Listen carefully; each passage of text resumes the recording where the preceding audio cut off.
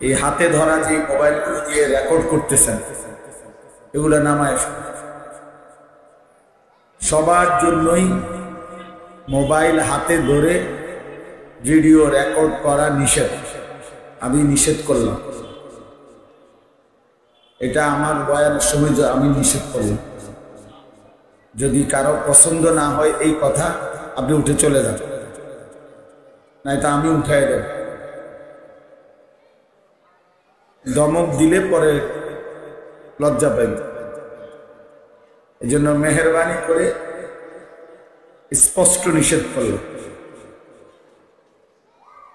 একজন আরেকজনকে ডানে বামে বলেন, বুঝায় বলেন। মোবাইল হাতে ধরে রাখলে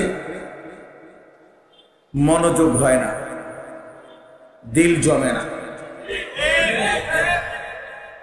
অর্থাৎ কলিজায় ঢুকে না। না এরূপ বিকট আওয়াজ ঠিক করো, এটাও অভদ্র। ঠিক বলে আবার হাসতেছেন, তার মানে মস্কারি করতেছেন। সাবধান, দিনকে নিয়ে মস্কারি করলে গুনাহ। একজনের বিকট আওয়াজ উপরে ঠিক, আর সবাই ভেটকি দিলেন, তো এটা একটা ফাজলামি করলেন। নিজে বুঝতে হবে যে আমি কি তামাশা করছি কিনা, নাকি রসিকতা করছি কিনা। দ্বীনের যে কোনো বিষয়কে সামান্য তুচ্ছ তাচ্ছিল্য করা, এ ঠাট্টা মস্কারি করা, জেনে বুঝে করার দ্বারা তারা কুফরি হয়, ইস্তেহজা করল। স্বাভাবিক আওয়াজে হঠাৎ বিকট চিৎকারের কি দরকার? এই জন্য বললাম, মূল কথা কিন্তু এটাই, মনোযোগ দরকার। আমার বয়ান নেই, সব বয়ান আল্লাহর কথার প্রতি শতভাগ আন্তরিক হলে বরকত।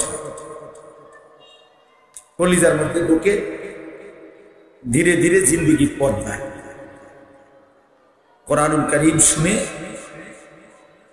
দিল নরম হওয়ারই কথা, আর সেক্ষেত্রে মনোযোগী হলে দিল নরম।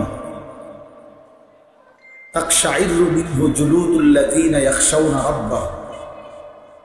আল্লাহ তাআলা বলেন, কোরআনুল কারীমের বৈশিষ্ট্য আল্লাহ নিজে বলছেন যে এর একটা বৈশিষ্ট্য হলো এই, যার মধ্যেই আল্লাহ পাকের ভয় আছে, সে যখন কোরআন শুনে, কোরআনের মাধ্যমে তার শরীরের চামড়ার উপরের পশমগুলো দাঁড়িয়ে যায়।